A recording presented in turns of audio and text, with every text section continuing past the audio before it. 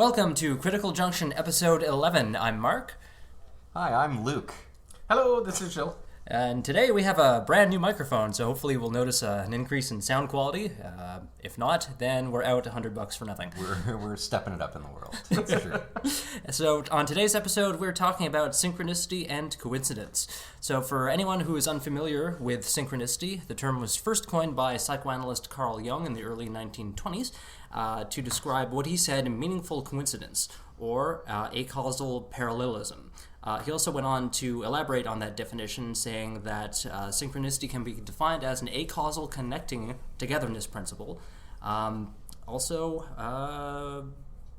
that's, in a nutshell, synchronicity. One of the more famous instances of synchronicity was when Carl Jung was treating one of his patients, and she was talking about dreaming about a golden scarab beetle, which had some significance to her. And just as she was describing this, Jung heard a tapping on his window, so got up, opened the window, and in flew a similar beetle.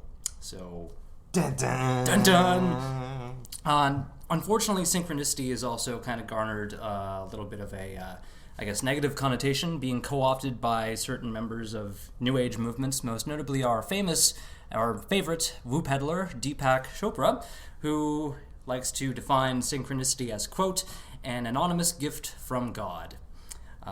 So there you have it. That's a brief introduction to our subject matter today. What do we think about synchronicity or coincidence in general? Well, it's not anonymous if it's from God, if you know it's from God. Right? Right. Yeah, it's not very anonymous. It's like Not very- God's failing there, I guess. There's only one God. I'm sure you're not mixing him up with anybody else or her up with anybody else. So, right away, Deepak Chopra is kind of undermining himself. A little bit. I think he undermines himself with pretty much everything he does. You guys are typecasting him as a. He tried to come up with a deepity that is just on its face stupid. So, Really? Are you guys seeing him as a shyster in general? Chopra? Yeah, do you guys know Chopra. what a deepity is, by the way? No, I don't. Do you want to elaborate on that? Yeah. This was Daniel Dennett is like my favorite guy. So this is I've mentioned him like in 3 other of these episodes. Maybe I just mention him every single time, but he's the one that coined the term deepity, and it's what he uses to describe these kind of wisdom nuggets that self-help gurus and stuff like that try to come up with. Like that thing that Deepak Chopra just said. Interesting. Or these kind of clever phrases that are like an inversion of themselves. Right. Like, did you dream that thing, or did that thing dream you? Whoa. That's deep, man. Those are deepities. Those are deepities. Interesting. Oh, I see. I did not know Deep that. thoughts, deepities. Deep. Okay, I gotcha. So we'll post up a link to that particular Deepak Chopra video in the description. It's only about 3 minutes in length, but other stuff he says about it, coincidences present opportunities all around us, as well as connection to the soul and core consciousness. They enhance your intuitive abilities, and the more you have of them, the more you notice them, and the more they get repeated.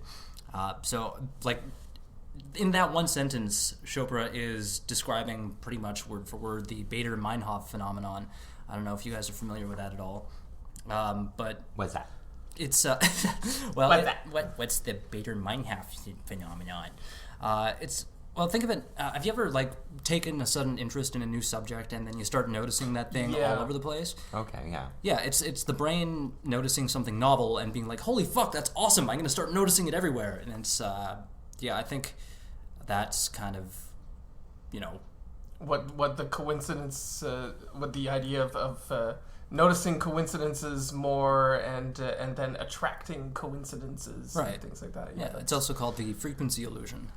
Just starting to notice. Isn't it kind of sort of a corollary, I guess, to confirmation bias? A little bit.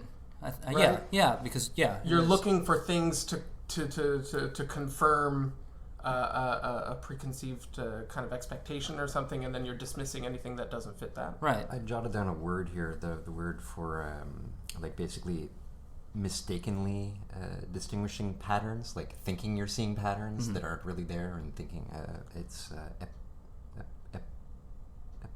epiphania. Yeah. Okay. So I was thinking of the Carl Jung thing, and I looked it up on Wikipedia, as I'm sure we all did here, but they brought up the idea of a double aspect theory, the view that the mental and the physical are two aspects or perspectives on the same substance. So inseparable, mutually irreducible. Does that make sense? Like, because to me this seems to follow suit with Taoism in general, where the idea of the mental landscape is akin to the exterior landscape sort of thing. What I thought was interesting about the Carl Jung thing is that he's saying meaningful. What does meaningful mean? Like, you're noticing something, but there's meaning attributed to it as well. So it's not only something occurring that's. So I think that ambiguity is what caused so much of the appropriation of Carl Jung by the New Age liberal spiritualist kind of movement. Yeah. I think he's saying, like, I'm not an expert on Carl Jung. I've just done a little bit of research when we decided on the topic. And no, you're super smart now. You're Carl Jung, super smart now. So I'm going to tell you all about him. Toad's expert on Jung now. So the way I interpreted what Carl Jung was saying about synchronicity, being meaningful coincidences that are not causally related. I thought that he just meant we notice a coincidence, and for us, with our entire history of symbols and things that mean something to us that we kind of build up over our lifetimes, we'll notice a coincidence, and then we'll say, hey, you know that I can map some meaning onto that, and I can use that to kind of motivate me or inform me. It's like you can use that as a catalyst for some kind of synthesis that you're doing in your mind to understand something, or to change your direction or something like that. So he's using meaning as I kind of think that anybody means meaning, or that or as I think that meaning just means.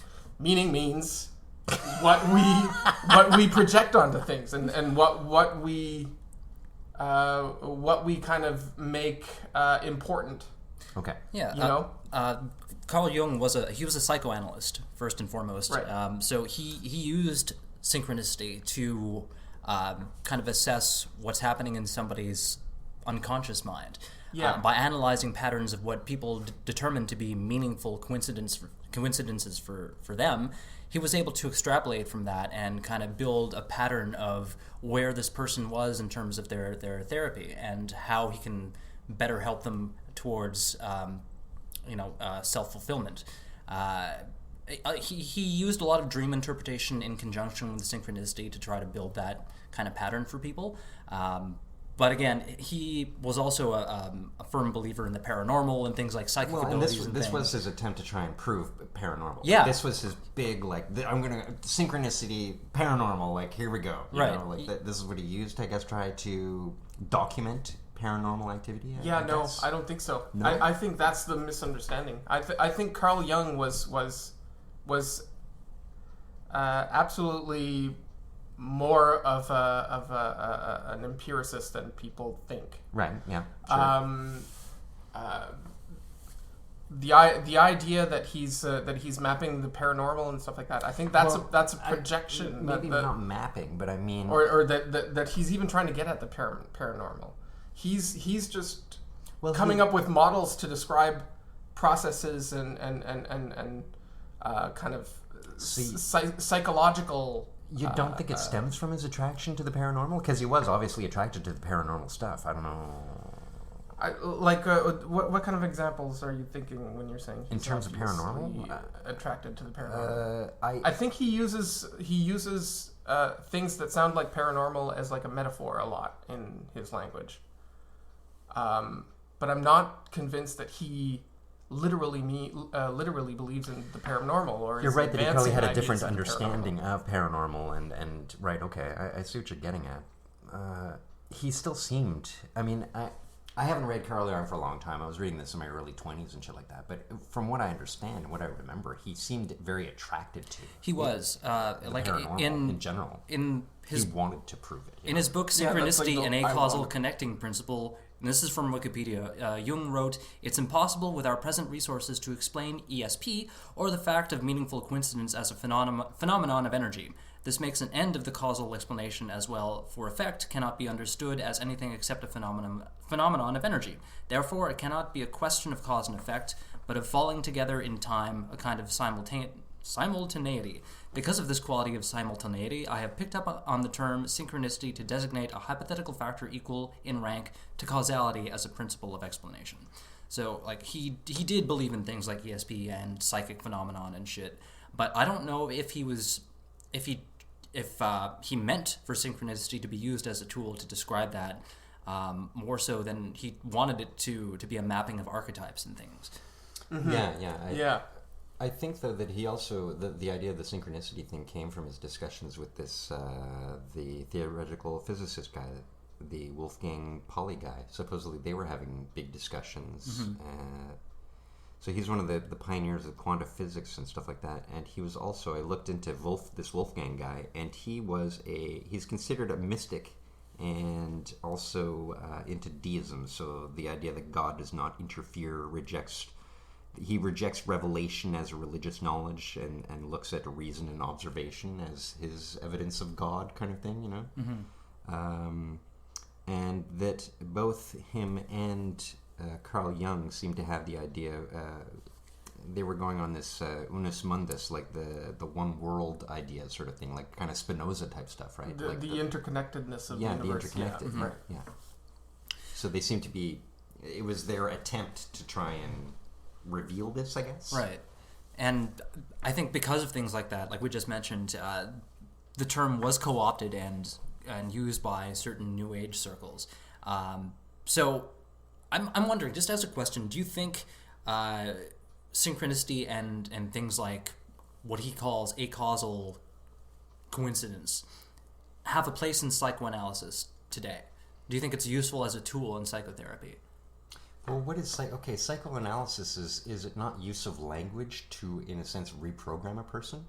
To lead a person to believe that they don't necessarily know themselves, in a sense, using language? This is my understanding of psychoanalysis. I don't know. I thought psychoanalysis was just an investigation to actually learn about yourself, and I think it's more of an unlearning, and then take control. It's more of, from what I understand, it's an unlearning to recognize with language, with the use of language, that you don't actually know yourself in a certain realm. And so therefore reprogram yourself, or give yourself the ability to reprogram yourself in whatever the problem is, you know.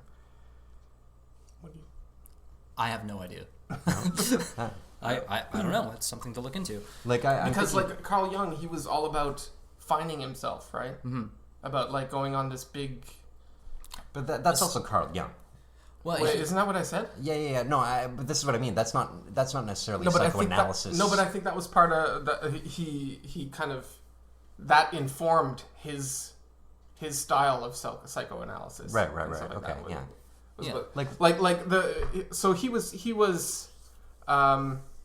he was mentored by Freud, right? Mm-hmm. And there was like a big rift between the two of them when he decided to start kind of broadening the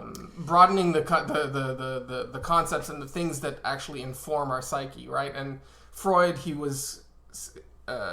Jung thought was being too reductionist or reductivist by bringing everything to sex, right? Everything was just about sex. And so Jung was starting to introduce these other ideas, bringing in like the archetypes and all of these different types of motifs, that people draw on at different parts of their lives, maybe, and they embody these motifs that are pretty much evolutionarily informed, right, by like millions of years of human experience, Right. Jung was heavily into individuation and self-actualization, so he that's why he was the Maslow. Right, okay. The pyramid. So he used things like the archetypes and synchronicity in order to help people along that path with that as an ultimate goal for them. Right. Did you know that supposedly the rift between Freud and Carl Jung was because a young girl who was having an affair with Freud stepped forward and told Carl Jung about it, and Carl Jung knew about it, and it was something that, like, I believe it was even like a cousin or something like that. Like, it was something that was basically wrong, kind of thing, right? and so whenever he would do the dream stuff with Freud, he already had information on him, and so would constantly bring, you know what I mean? And so Freud eventually ended up getting pissed off, kind of thing.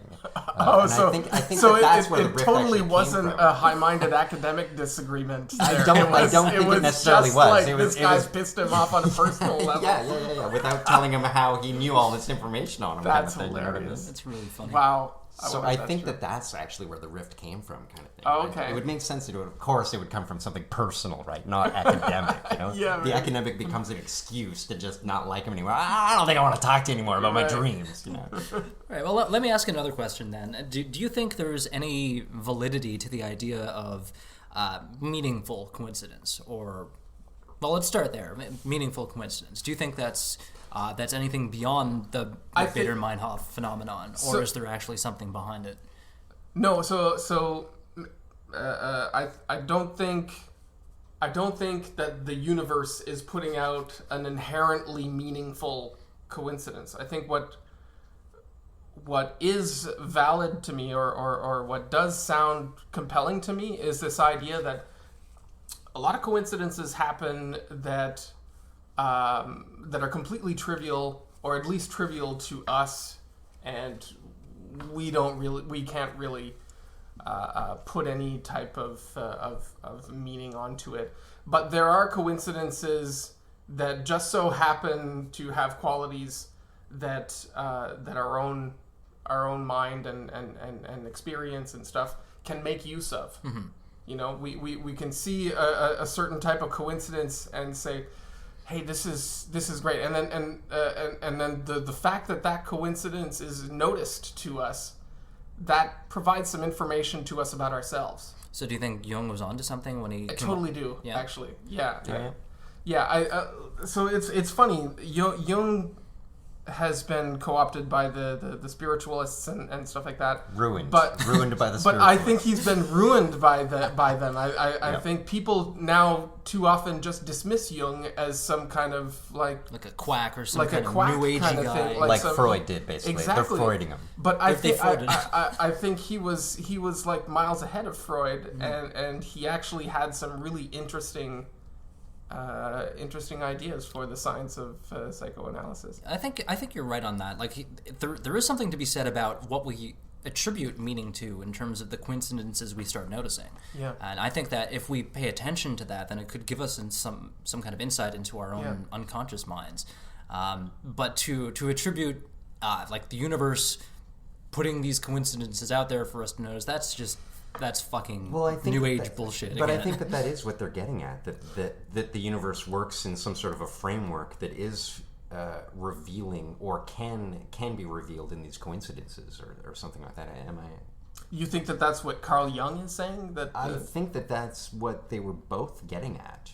And I'm talking about this Wolfgang guy who was having these discussions with him at the time that he was developing these ideas. Yeah, I think that that's what they're talking about. I think they're talking about trying to illustrate the framing sort of thing, you know? I don't think... you know what? That might be, and I just hope that that's not what it is, because I think that's what scuttles Jung as a credible... Mm-hmm. I think that's what ruins Jung, basically. I think if we can take that idea of meaningful coincidences and just limit it to the idea of psychoanalysis as a psychoanalytical tool, Yeah. Okay. You're like not nature of reality stuff, just psychoanalytical, like just a tool. That's it. Tell me about a coincidence that you've noticed recently, and then we can look at those those symbols and stuff that were involved, or the things that were involved. See if it relates to anything in your state of mind or in your experience, and then we can get to understanding your mind better, and then maybe moving forward from there. Yeah. As a psychoanalytical tool, I think synchronicity and quote-unquote meaningful coincidence have a certain place. But it's important to not go a step further than that and start saying that the universe is doing this, or there's some kind of supernatural agency at work. Again, just using it as a tool to analyze the mind, that can be useful. So in terms of just bullshit coincidence now, have you guys heard anything about, not the movie, but the 23 Enigma? No. What about Tell us about the 23 Enigma. It rings a bell, but really, honestly, I'm not sure. I don't know. Okay, so the 23 Enigma refers to the belief that most incidents and events are directly connected to the number 23.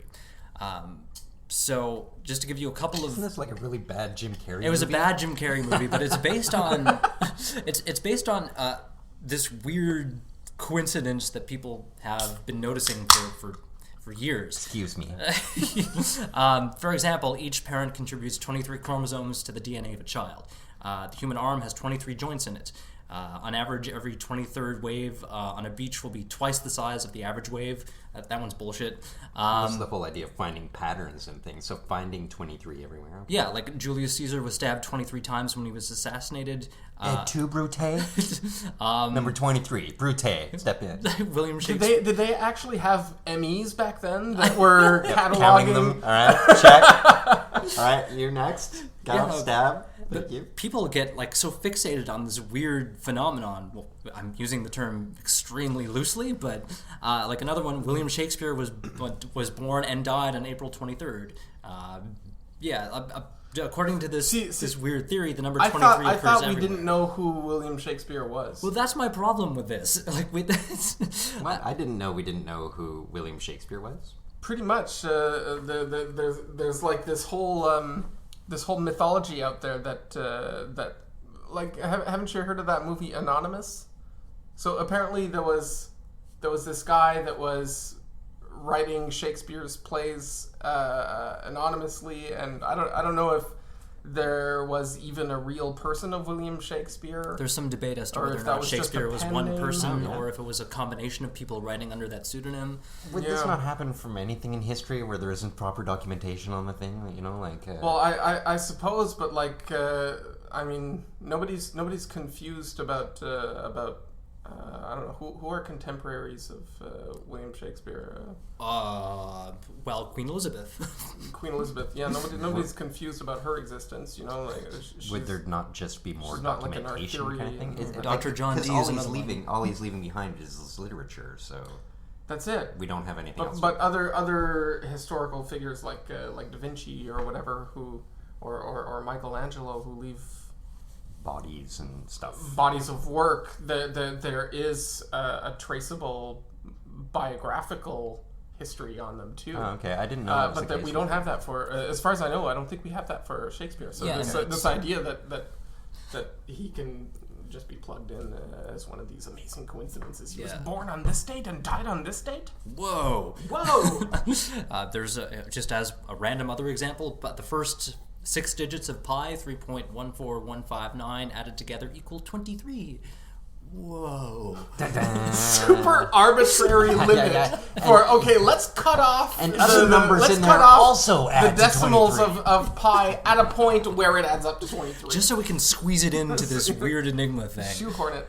Exactly. I don't know. You know what's funny? The list you're going through, we've kind of just been shooting them down as we go one by one, but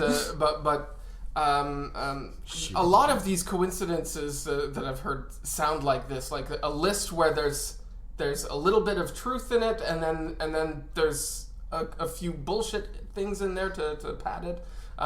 there's that coincidence between Kennedy and Lincoln. Right. You know, the assassinations. Have one? you heard about this? No, I don't know. So there's another one where people have like this list of 20 facts about these two presidents that totally coincide. You know, like they both became president in the same at the same age or something, in the same year too, or like 64 or no, sorry, 60.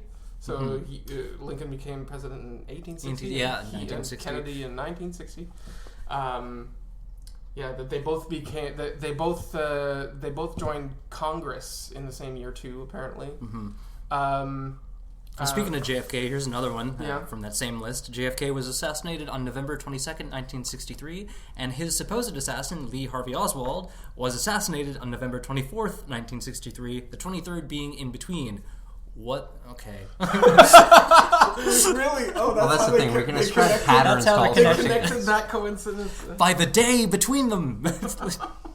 So, I don't know I don't know. What do you think of the 23 Enigma? So I think there are amazing coincidences that happen, but I think the amazingness of the coincidence is not in itself evidence of some kind of supernatural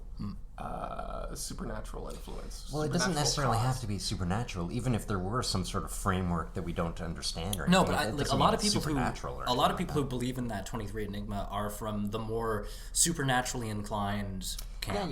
But I mean, just because someone's full of shit doesn't mean that everything they say is full of shit, and that we have to assume that everything they're saying is full of shit. Like, I mean, Right. all sorts of people are full of shit. I mean, the majority of us are full of shit. We're full of shit right now. Like, we're always Yeah. full of shit, you know? Like, there's all sorts of millions of ways to be full of shit. I don't know. So one coincidence that I was reading about this week is about this an author named Anne Parrish, who while traveling to Paris at some point, she went to a kiosk and found a children's book that actually belonged to herself from when she was a child, and it had her inscription in it. Oh, weird. So what happened was that when she was a kid, she had this book. There was an inscription in it, and then that somehow the book was included in like an estate or something that was sold off at some point. And then she became a children's author later on, and she married some guy that I think lives in Paris or came from Paris or something like that. And so she ended up moving from like Colorado, I think, to Paris, or at least visiting Paris. And at that time in Paris, there were only two places to buy books, and that was the book kiosks and like this one bookstore. I really have to pee. Oh, okay. Go ahead. Continue telling the story. So, so somebody actually took the time to calculate the odds of this one person managing to find a book that just went back onto the used book market, and then that she would find it later on in life. Mm-hmm. And because of her career trajectory and the fact that she made a habit out of going to book kiosks to specifically look for children's books and stuff like that, this person who was researching coincidences actually explicitly, he kind of worked out that there was like a 1 in 1,300 chance or something like that she would have actually find her own book. Right. And 1 in 1,300 is almost nothing cosmically speaking. I mean, it's a big coincidence, 1 in 1,300. Right. Like, I mean, I wouldn't want to take those like bet my life on those odds, but it's not unfathomable that it could happen at some point in human history that someone would experience this kind of coincidence. Yeah, like given just the like you said, the cosmic scale of probability of other coincidences, that one seems more likely compared to other things in comparison, right? So 1 in 13, what was 1 in 1,300 or 13,000? 1 in 1,300. 1 in 1,300. Like that seems like a reasonable degree of probability for something like that to happen. Yeah, it's not that astonishing that it's winning the lottery kind of thing. Like it's pretty it's much. Yeah, I think it has better odds than winning the lottery. Yeah, I think that's it. That was the interesting thing too. Like those odds are definitely smaller than the odds of winning the lottery, which should be something like 1 in several million, I think. Right. Yeah. But yet that happens every single week. Right. Every Wednesday. There's a hell of a lot of people at that. Somebody wins the lottery. Like that's just. It happens all the time, right? That I don't know. It's an interesting story. You were going to mention William S. Burroughs or something like that. Right, Was it in relation to 23? It was. Because I like William S. Burroughs, so I want to hear about it. So I'm a fan. I've always liked him. The origin of the 23 Enigma actually comes from Robert Anton Wilson citing William S. Burroughs as the first person to believe in the 23 Enigma.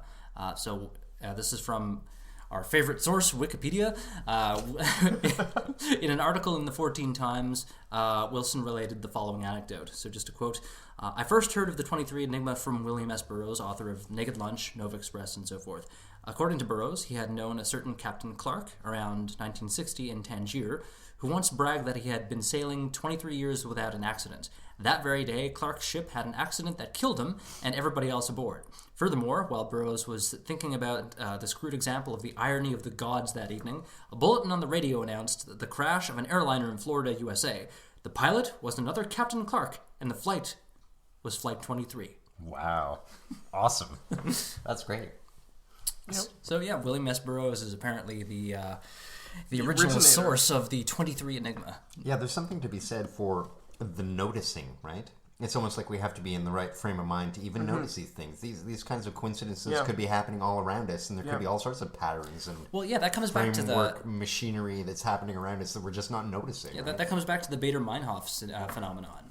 And when you start noticing that pattern, you'll notice it more and more frequently because the brain thinks it's a novel idea, and holy crap, there it is again. And that's just the mind or the human brain has evolved to do that. Well, hold on.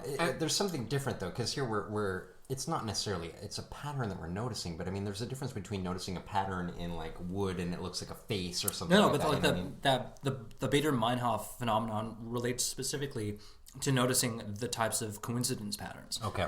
Yeah, as opposed to like pareidolia, where we start noticing patterns of faces in random objects or whatever, or like the face on Mars. Right. Yeah. Aliens. Anyways, go. Yeah, sorry. So Bader-Meinhof.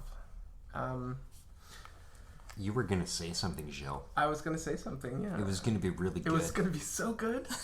I was gonna totally redeem my entire. I was gonna have this thought at the exact same time you were gonna have it, but since you stunted, I stunted as well. Okay, well, just to give you a definition of the Bader-Meinhof phenomenon, it's also known as the frequency illusion or recency illusion. So the phenomenon occurs when the thing you've just noticed, experienced, or been told about suddenly crops up constantly. It gives you the feeling that out of nowhere, pretty much everyone or their cousin are talking about the subject, or that's swiftly surrounding you. And you're not crazy, you're totally seeing it more. But the thing is, it's because you're noticing it more. Yeah, it really is just a noticing. It's like suddenly, I've noticed this actor. Wow, he's in other things? Of course. Yeah, so I think Carl Jung's synchronicity idea is about using Bader-Meinhof to your advantage. And so other people who are talking about like attracting coincidences or attracting synchronicity, these are people that are literalizing something that's metaphorical. Right. What Jung was talking about with synchronicity and these meaningful coincidences and increasing them or attracting them. I think he was talking about actually noticing them, and then you kind of practice noticing them, and so you're able to notice more and more of them. Right, and something that stemmed from that was the unfortunate idea that by noticing these coincidences, you can start to affect reality and bend it to your will if you start to become proficient enough. The secret. Yeah, like the weird law of attraction thing. But no, there's a school of thought in the New Age community where if you are able to to master synchronicity, then you can start to influence the universe and bring that kind of thing toward you. Like, are we talking about there not really being a distance between the object and the subject? Like, that they are connected? Like, this is what it comes down to ultimately, no? Like, that they're not separable. Like, the whole idea of the oneness idea kind of thing, right? And noticing it. Yeah, I think in a way, yeah, just because Jung advocated for the collective unconscious and that kind of thing. Yeah. So by tapping into that, I think, yeah, a lot of people seem to be of that same school. So what was Jung saying about the collective unconscious? Well, I don't think it's so much as what he was saying as opposed to what people of the New Age movement are attributing to that. He coined the term, and I don't know how it's evolved since then or anything like that. That's what I'm getting at. Like, yeah, I mean... Do you know how he defined it? I don't know how he defined it, but in terms of the archetypes, he was suggesting, we as a collective have collective thoughts. Right. And that they are unconscious. Like, and these kind of are these one and the same as the archetypes? Well, hold on. Well, I'm using the archetype as an example of it because I mean that's what he spent a lot of time on it. So there we have the most. He coined the term collective unconscious to refer to structures of the unconscious mind which are shared among beings of the same species.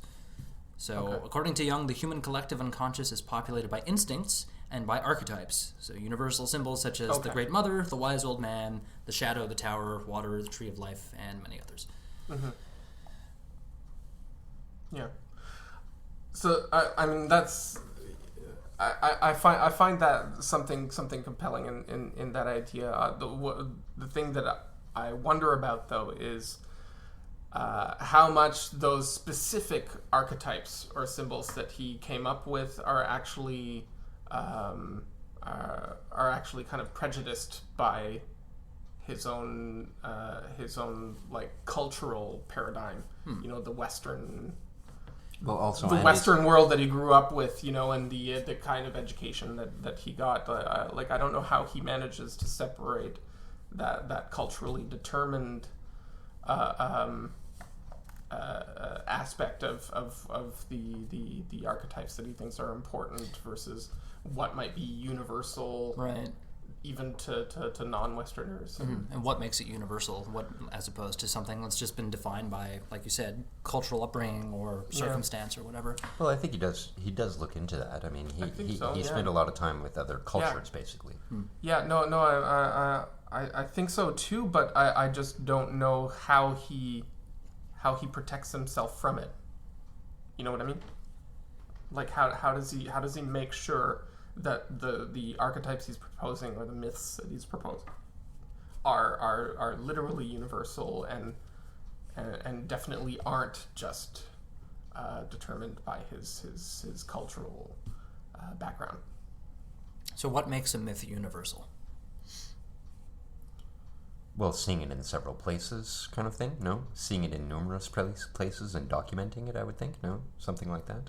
Would that not make sense? Yeah, I would think it's just I mean, it can't be universal because like a pattern of experiences that are repeated in an average human life, no matter where they've lived in history or geographically, right?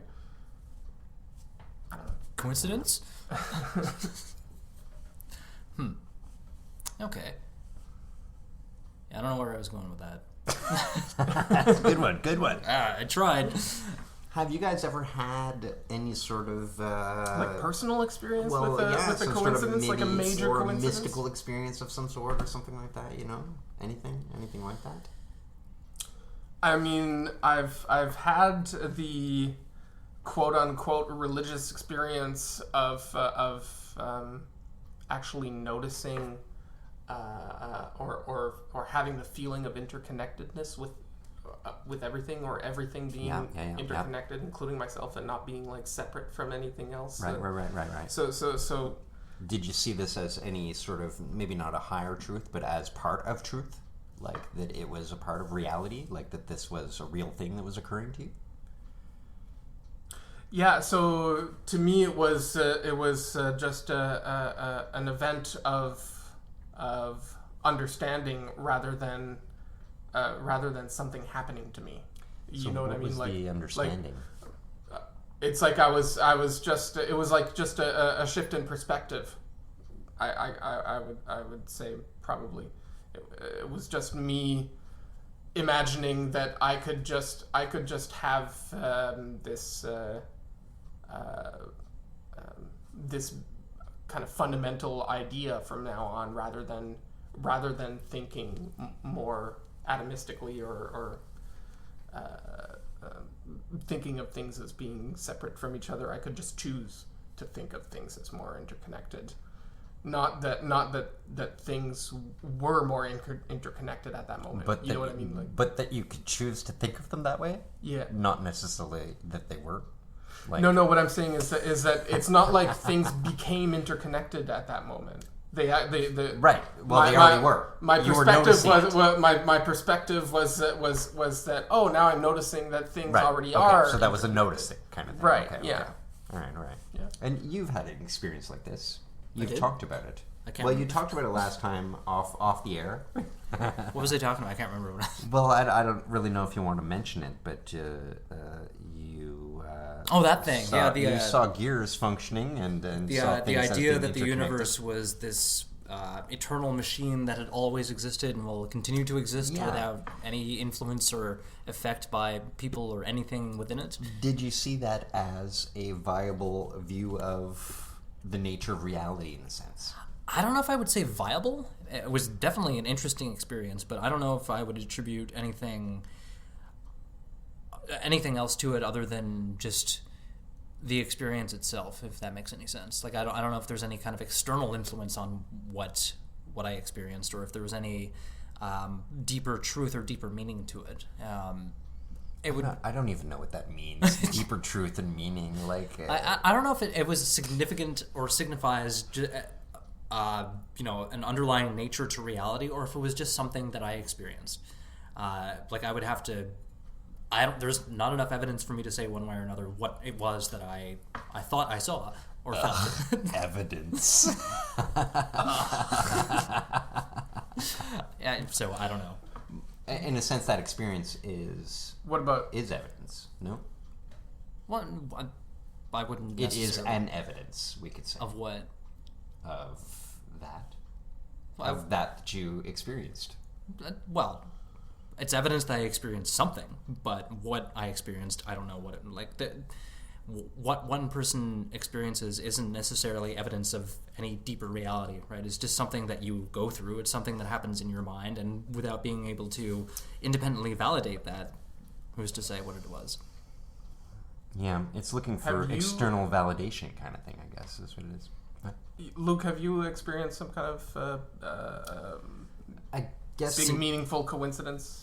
I don't know if it was a coincidence, but I once had what I guess I would describe as a vision in like the the First Nations Aboriginal sense of the word kind of thing, and I'll bring that up because it also comes into play in the story kind of thing. But I once had a vision, not on drugs. I had a dream while I was awake, and it was a very simple image of it was a world. It was the world, our world. And there was a bird behind that world, and the bird had its eyes closed, and it was kind of coming out of the world, sort of thing. And I didn't really attribute any meaning to this image until I was actually talking to an Aboriginal person who I had run into at the mall in Hull, like hanging out, having a coffee with Angie, and we're sitting there, and we were meeting for coffees, and we would sit by the escalator and watch people like come up and down the escalator and chit chat and stuff like that. And at one point, I turned to Angie and I went, "Oh, look, there's a guy. He's coming for you." And she looked up the escalator, and there was an old Aboriginal man with like a beard and like I'm talking like the cane and like all elaborate, like feathers everywhere and stuff like that. And she looks at him and goes, "Oh, haha, death is coming for me," kind of thing, And then I'm going, oh, well, look behind you now. And he was standing right behind her going, hi, how are you guys doing? Like, coming over to chat. I felt a weird energy around you guys. Like, I've come to chat kind of thing. And so we sat there chatting with him, and he was, in a lot of ways, that time when we met him, he was kind of showing off his spirituality and like, I'm Aboriginal, and I'm this, and I'm that, and I'm helping the peoples, and... So it was actually the next time that we ended up having, I feel, a more meaningful conversation with him where he went, okay, look, I'm in social service and like I do this and I help out kids that are in trouble dealing with drugs and stuff like that. And so that time when we were talking a little more intimately and kind of not putting up airs and stuff like that, right? I told him about that vision that I'd had. And it was then that he went, well, because I went, so what do you think that means? You know, I had this vision of the world and like a bird that was sleeping or whatever, you know, and he went, well, what do you think it meant? And I went, and I hadn't thought about it until that moment.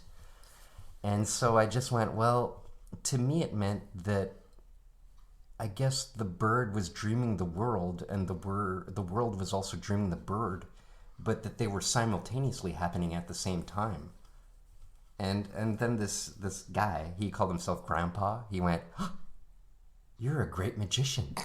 And so basically since then I've been going, what the hell does that mean? Like, I have no idea what that means. I mean, I know that I'm attracted to like the world of mysticism and all that stuff, right? I've always been inclined towards that sort of agenda, I guess we could say, you know, like I'm attracted to like Taoism and stuff like that. Like I do feel that my internal mind landscape is akin to the external landscape. Like, I don't think that they're separable in any way. Like, I do think that they're interconnected. So, I mean, I don't know what it meant, though. I don't know. Ascribing meaning to things is not something that I don't think I want to do, in a sense. And that... I think that's what our mind is all about, though. Like that, I think that's just how our mind works. I think that we're not using our minds properly, though. At the same time, like right, I don't think we're knowing machines. You know, I don't think knowing is our thing. I guess. So I think that would depend on what you mean by knowing. Like, what do we? Okay, what do you mean by we're not knowing machines? I mean that. And I guess I'm going back to Socrates, and I'm just going, you know what? I don't really know things. I don't know what I know. I don't know, and I'm a person too that, like, you could turn to me tomorrow and go, "Is your name really Luke?" And I would go, "You know what? I'm not sure. I'm really not sure. I don't know. I'm not a knowing machine. I don't know. And I'm." You know, when I'm reading about Buddhism and stuff like that, they do talk about knowing, and I'm not exactly sure what they mean by knowing and knowing things in the moment and stuff like that. Like, I don't know exactly what knowing means. I don't know. So what were you asking? Well, yeah, that. I think you're right. Like, we can't know anything with 100% certainty, but we can know things within, and we've said this before on another episode, but we can know things within a certain degree of probability to be more or less accurate, right? Like, but that depends on, critical analysis of the evidence presented to us. Yeah. But I think you're right. Like, we can't know for sure of something being 100% accurate or 100% true. Yeah. Mm-hmm. I think that claiming that we know something can be a trap as well. We can fall into thinking that we know that thing, and then it can, in a sense, close us off to possibly knowing something else. I don't know. I think I've mostly been betrayed by myself in every single instance that I asserted absolute certainty about something. I can't say that I have. I've asserted absolute certainty on things like emotional things, like caring about someone, sort of thing, you know. And I can't look back regretfully and think that was the wrong thing to do in any sort of sense in terms of the development of me or anything like that. I feel like if there's anything that I can know, it's possibly emotionally based. Like, I know that I care. That type of thing. Sure. I'm thinking more kind of benign pieces of knowledge. You know, like I know for a fact that I don't know that I'm waiting for it. that Peter Gabriel was the first singer of Genesis, right? Let's just start with like some kind of benign fact like this. Right. I know that in 2 seconds I could immediately be contradicted and somebody just say, "Oh, well, they actually had another singer for a year before they actually hooked wrong." up, you know, Right, or which something could be like the that, case you know? sort of thing. No, there was the famous, like, I think it was Alfred Whitehead or whatever that had the big... Alfred North Whitehead? Yeah, that guy. Yeah. That had the big conversation with Wittgenstein about, like, look, these are my hands. I know these are my hands. Yeah, and right. Wittgenstein was like, no, man. No. And he wrote the book On Certainty. Yeah, about right, that right, in right. response, right? And he basically goes, look, like, certainty just doesn't really exist if you really look at it. Yeah, you know? I feel like every time I've tried certainty, I've come out looking like a complete ass. Yeah. Which You is know, pretty I've- difficult I've- in today's I've world. mostly been contradicted, and Today's world is all about specialists who know things. Yeah. They know things. Well, let's and they're take speaking the, in terms of knowledge, you know. Let's take the idea of not being able to know something with 100% certainty and apply it to coincidence. So that being, if we can't know for sure one way or another, how can we know that a coincidence is in fact meaningful? Well, this whole meaningful thing is the thing that confuses me, because meaning is ascribed. So Yes, first we have exactly. to notice, and then we have to ascribe meaning. So I'm not I think exactly if we sure just what accept that meaning is ascribed, then there's no problem. The problem arises in people talking about meaning as if it's something inherent that exists outside of our own psyche and Something projections transcendent or and- something external. Yeah, exactly. Right. Like when people ask, like, what's the meaning of life, or you know, like what's the answer to the universe and things like that. Like, There's no question, man. no, like those are completely nonsensical questions. It's a stupid question. I mean, Yeah. that's asking if you can smell the color 8. Right. What's the meaning of zigzagadoo? Yeah. So yeah, I said color 8, but I think that, just to increase the absurdity of the question, like asking what the meaning is to the universe or what's the meaning of life is a stupid question. Like it's just something that happens, and I think the same can be argued about a lot of different coincidences, like the 23 Enigma thing. Some shit just happens, and certain people ascribe a certain meaning to it as being important. But again, bringing it back to the beginning, I think there is a certain usefulness to synchronicity in terms of psychoanalysis and the examination of the human psyche and individuation and self-actualization. Like if you ascribe a meaning to a coincidence, then there's something to be said about that. Why do you ascribe meaning to that? Why is that something important to you? And why are you noticing this coincidence in your life? What meaning can you draw from the increased noticing of that particular coincidence happening at this specific time in your life? And I think that's what Jung was trying to use as a tool in psychoanalysis. Yeah. And then people like Deepak Chopra come along and say it's an anonymous gift from God, and You just start totally peeing on everything. yeah. You guys were speaking very, very against him, but whenever I see him, I'm usually pretty endeared by him. I don't know. By Deepak Chopra, really? Yeah. Holy I fuck. don't really necessarily see him as a shyster or anything like that. He's a total shyster. I don't know. I don't know. It's not even just that he's a shyster. To me, it's the arrogance, actually. Like it takes some kind of narcissism to be claiming things that are just completely dishonestly kind of misrepresenting what they're drawing on. Like when he talks about quantum physics and stuff and applies them in these spiritual ways. It's the dishonesty about him that really gets to me, So do you feel arrogance. that? I guess what I'm getting at though is, do you think that he's being inauthentic? You know what? He may very well may may very well be self-deluded. That's fine, but that doesn't reduce my my disdain Your for him. animosity towards. Yeah, like I think he's taking advantage of people who are of a certain mindset and are willing to believe the bullshit that he's spouting, so he can make a quick buck off of them. Like, this guy makes millions on the fucking bullshit that he's putting out there. Like you said, his quantum physics crap, like, that has no what he's saying about quantum physics has no place being said alongside things like, I'm going to heal you by I don't even know how he does this, but like, realigning your chakras or some fucking crap. Like, and just everything that he says about things like synchronicity and that, it's complete garbage. And I don't know if he's self-deluded or if he actually, if he's in on the fact that he's just spouting bullshit. Mm-hmm. But either way, he's continuing to make money off of the shit that he's putting out there. And that's what bothers me the most about this guy. Like, I don't know how many books he's written. I don't know how many lectures he's given.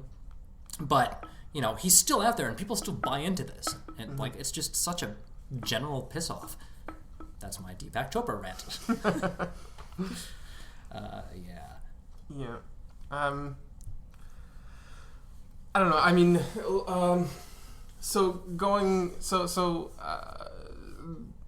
I guess this is tangential now, or not related to where we just were, but about the use of synchronicity for psychoanalysis and dreams and stuff like that. We started talking about dreams, so that was like another thing that Carl Jung was really big on, dream analysis and things like that. I think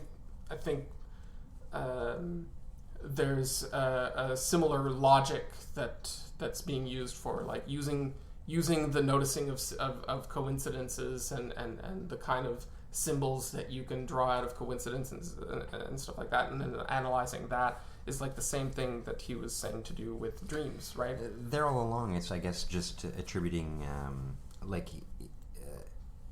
he's looking into, with psychoanalysis, what something means to the individual. Yeah. So he's constantly looking at the meaning. We're getting back to the meaning thing. I'm very confused by this whole meaning thing. What does it mean to you? This, like, in terms of the synchronicity thing, meaning. I think because it's ascribed, I don't really. Well, I think that's just it. It becomes an individual thing where the individual who is in therapy with Jung is the one assigning the meaning to the coincidence that they're experiencing, and because it's their coincidence, naturally it would be, it's meaningful to them, So what Jung would try to do would be to analyze the exact reason why it's meaningful in that instance. And why at this particular moment, like I said just before, that they're noticing this coincidence in their life. And he would try to apply that towards individuation and self-actualization. Constantly leading towards the self-actualization. Yeah. The further development of this or that, right? Yeah, again, it's about, like, finding yourself, right? Mm-hmm. Jung was very big on that. Like, that was his ultimate goal in psychoanalysis and psychotherapy, if I'm not mistaken. I mean, I've heard at one point that some people are saying that any type of mental illness, like schizophrenia, is actually just a case of not being in touch with yourself or something like this. It's the deeper self hiding underneath the crazy person. To me, it's offensive, the idea, but yeah, but because like. Neurological and mental sickness is not just a case. We don't know the origins of the chemicals and stuff like that. Yeah, exactly. Really. It's kind of got this weird idea that, like, people are just doing it wrong. Right. As soon as anyone says it's kind just this or it's just that, right. Usually there's it's way more complicated. You suffer from richer than that. Yeah, like, you suffer from depression, just go outside and have a walk. Like, just smile. Yeah. Just smile. Just you smile. need to smile more. Yeah. Just think positive and you'll get positive results. Like, no, dude, if you're suffering from depression, there's a chemical imbalance in your brain. Yeah. Like, neurologically speaking, it's a problem, and you shouldn't be just saying. But hold on, though, it's a problem, sure. It's a neurological problem, is what I meant. But hold on. It may also be a sign of health. like, for example, being depressed may be a very good idea because, let's say, the world is a terrible place. Well, It's no, probably not- a healthy reaction to be depressed. If right? you're talking about clinical depression, that's not, that... Yeah, but we're also talking about the diagnosing. No, of I'm talking about depression. clinical depression as a neurological chemical Like imbalance. you're talking about just a chemical imbalance kind Yes. of thing, not knowing anything about the origins of this chemical imbalance or anything like that. And Well, I think that's where neuroscience comes in, trying to figure out like the... yeah, but there's the idea of like because I'm afraid of you in science is what I'm getting at here. And so for you to say like, oh well, it's just he's got too many of this chemical and too little of this chemical, so that's the problem. But we don't know the origins of that as well. You know what I mean? Like we don't know where the chicken and the egg. We don't know which chicken had which egg where and when. And Like how you're worried and about like who. why the chemical imbalance, quote unquote, exists in the I first just mean place, the or chemical how imbalances it can came can about, be or- a sickness in and of itself can Right. be a sign of health because you're reacting to something. The body is Oh, right, the right, right. mind is It's defending like- itself, right? It's proof that your You're your reacting. immune system or whatever is actually working. Like it's healthy for people to be very depressed with today's society. You know, Right. Like this makes sense. Right. It would be unhealthy for people to be like, Happy. like those kind of serene cows Serenity now, serenity now, serenity now. that are just being led to the slaughter. Happily. That would be unhealthy. All right, so to bring it back, I guess to wrap things up a little bit, final thoughts on synchronicity, coincidence, any of that? So I think from my perspective, synchronicity and coincidence are a good tool in terms of, psychoanalysis and figuring out patterns within one's current circumstances towards self-actualization and individuation, that kind of thing, as Jung originally intended it to be. I don't describe any kind of supernatural element to it in any way. I don't think it's the universe trying to point you in a certain direction or any of that. It's just, this is where you are. This is, things are happening at a certain point in your life, and you happen to be noticing it. Why are you noticing it? Why now? And how can that help you in the long run? That's my stance on it. Yeah, and I just think we're missing out on something else when we try to make it about like attracting coincidences to us as if they were something separate. We're missing out on a very useful kind of exploration of the psyche and stuff like that. We're by doing that kind of misrepresentation of the concept, I think something's lost. What are your final thoughts, Luke? In terms of synchronicity, I don't know. I can imagine that if ever I had a synchronistic experience, it would probably be completely meaningless to me. So that, like, it would just be something that occurred, and I'd go weird, Right? You know. And this is what I mean by I don't know. I don't know what they mean by meaningful. Really, like it would occur, and then I'd go cool. You know, Right. I don't know what meaning I would draw from it. You know, is that how you come away from like your story about like the bird and the world, that vision? is that what I come away? I come away going cool. Going just cool, and that's it. Well, you're right. Like Yeah, so I guess I do. you've I managed do to- imagine that is some sort of an exterior framework or something like that for the nature of reality or something like that. Yeah. At the I very guess you're least, right. it affects your kind of overall understanding of things, right? Or I the guess so. the way you perceive the universe, Perceive the universe. Yeah. Yeah. right? So that's the phenomenon there of the ascribing meaning right there. I suppose, and I'm just not noticing that I'm doing it, kind of thing. Yeah. Is that what it is? Well, and not I guess, and not only that, but just that if we can look at that and understand that as being the ascribing of meaning, an example of it, then you do understand that concept of meaning. I guess I do, and I don't understand that I understand, but I do understand. Right. Story of my life, man. Story of my life. Well, if anyone listening has had any kind of meaningful coincidence or an example of synchronicity, leave it in the comments. We'd love to hear about it. In the meantime, just a couple of... I promised some shout-outs at the end of this episode just because I was suckered into it. It's my sister's birthday tomorrow, so happy birthday, Rochelle. Hey, happy birthday, Rochelle. It's Is also... she single? Or? My sister? You're not going to... Yeah, okay. It's also our friend Deirdre's birthday tomorrow. Happy birthday, happy Deirdre. birthday, Happy Deirdre. birthday, Deirdre. I promised you a shout out. You got it. I hope you're happy. Yeah. So don't forget to follow us on YouTube, like and subscribe on Facebook. This has been Critical Junction episode 11. I'm Mark. I am not Mark. I'm Luke. And I have nothing clever or funny to say at this moment. So I'll pass it on to Gilles, who is Gilles. Gilles? Thank you. Yeah, that's me. He is Gilles. Dear God. Super professional. As always, thanks for listening, and we'll catch you again next time.